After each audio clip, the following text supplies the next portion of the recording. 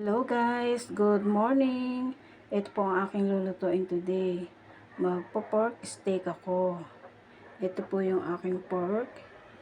Nababad ko na po yung pork chop kahapon. Binabad ko po siya sa Sprite, calamansi at toyo. Yan, then naprito-prito ko na po siya. And ngayon, igigisa ko po siya sa sibuyas. Ayan po yung ilalagay ko sibuyas at katas ng kalamansi. Ito po yung sibuyas na itatoppings ko. Siyempre, sa pagluluto ko, lalagyan ko siya ng nor pork cubes. Titimplan ko siya ng Maggi Magic Sarap.